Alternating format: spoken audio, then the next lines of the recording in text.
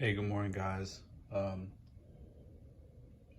think it's been a couple weeks already, but I got some parts yesterday, finally, and we'll just go through them real quick. I did, while I was waiting, I did go ahead and assemble the rear gearbox, even though there's no belts in it yet. The spurs attached.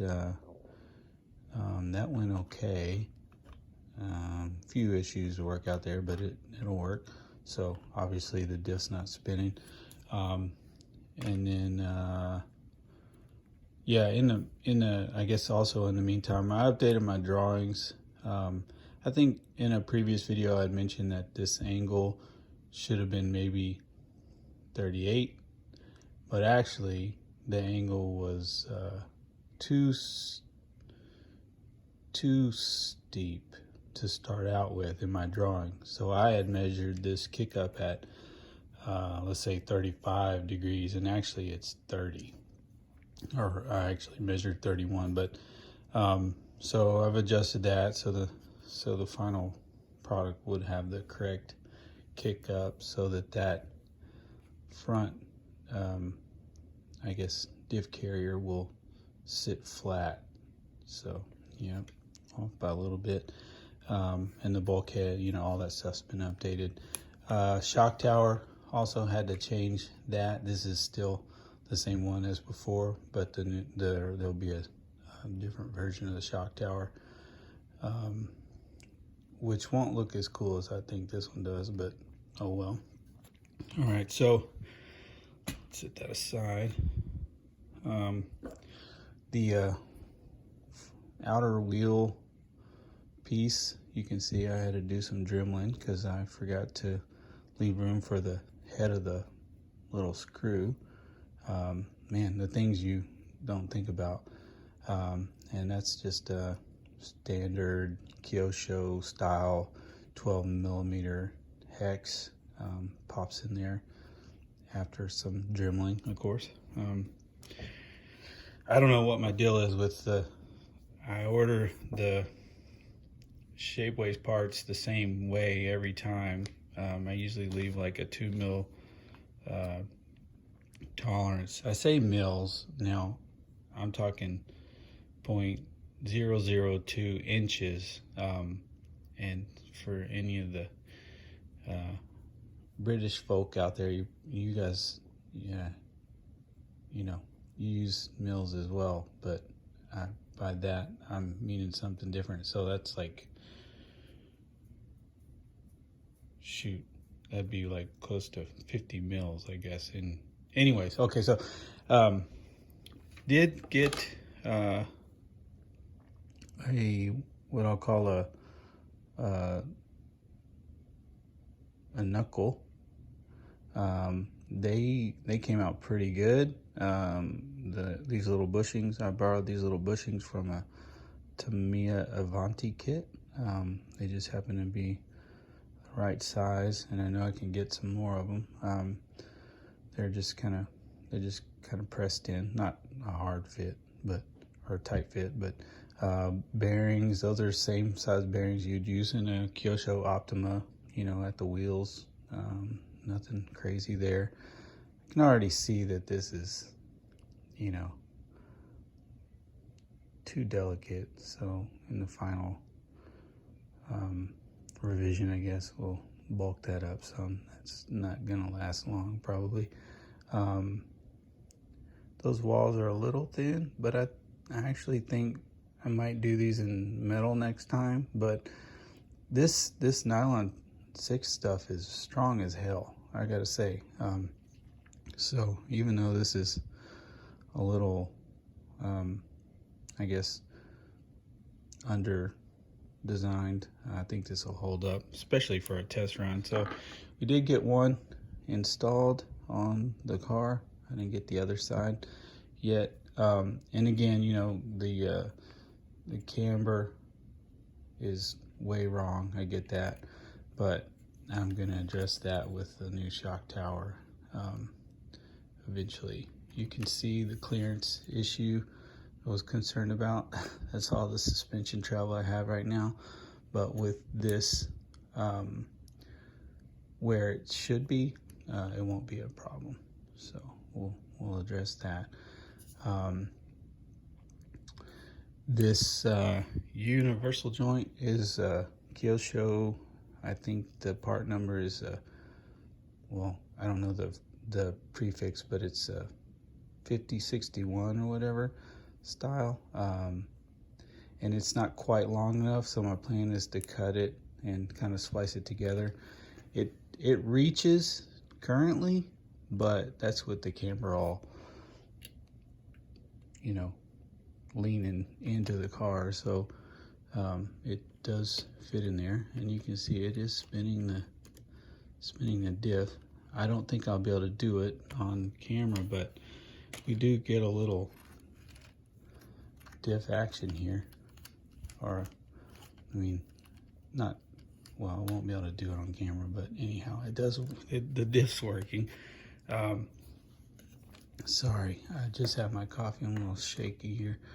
But yeah, the clearance for the universal joint through that little opening there is good. I think I'll have plenty of suspension travel.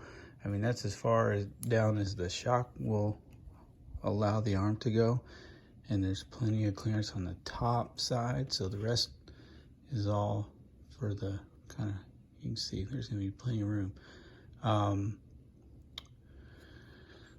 Other than just having to file off all the little edges and stuff, the fitment was really good. Like I'm really surprised. This knuckle just, or the upright just slid in there almost, well, I won't say perfect, but so if this was going to be the other side, how would it go? Yeah, something like that.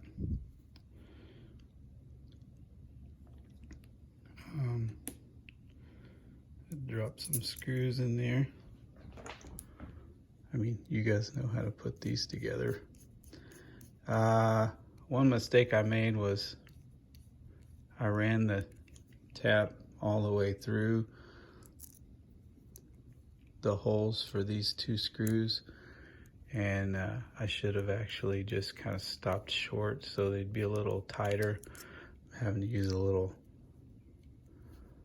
Loctite on these to keep them from spinning themselves out. There you go. That one's a little tight. I need to do a little more sanding there. And then, of course, this will drop in. And that'll slide on. Hopefully with some more dremeling. Oh God. And on you go. Yeah, so easy on camera. Anyhow, that's the finished unit. I'll put this guy on the car. That's what it ended up looking like. I kind of like those black wheels there. That went on fine. I did have to sand the wheel where those little, I guess, centering faces meet. Had to sand that back just a little bit, but otherwise no mods to the wheel itself. So yeah, and they came out nice and strong. So don't know what, you know, I don't really like that look. But I'll have to do for now. So I did, and also in the meantime, draw up a belt tensioner, which I may or may not need to use. This is not the long belt that I've been waiting for. This is still the PB Ace belt. I don't know when that belt is gonna get here, but I may use this one in the meantime. So I may end up printing that belt tensioner unit out on my own printer and try to give it a run this weekend. But I did get the short belts, and there's two sizes in here for the rear gearbox. And maybe tonight or tomorrow I'll put these guys in, and I'll make another video, and we'll check out and see if the rear gearbox is actually even gonna function. Fingers crossed. But yeah, man, this thing's coming to life. Oh yeah, steering. Yeah, real quick. I just discovered, I mean, I've been looking at an RC10s for 35 years or whatever, however long it's been. And I just realized that you had this second set of mounting holes on what I'll call the kick-up plate on this car, or the nose, or whatever you want to call it. Here, sorry. So that gives you an extra 0.4 inches. So all this just slid forward 0.4 inches, which gives me way more room for steering, unit. And so I've drawn that up, and I think it's pretty basic what I'm gonna build for that. So I'll try to print that on my home printer as well, at least for a first pass, make sure that's working. But that should be the steering is going to be a non-issue with that. Before, it was very tight in there. You didn't have a lot of room for moving things around. Now, I don't know if sliding that forward would like disqualify the car. Like, I don't know what the overall dimensions need to be in order for you to, enter this in a race, or at least back in the day. So surely not. Surely doing that wouldn't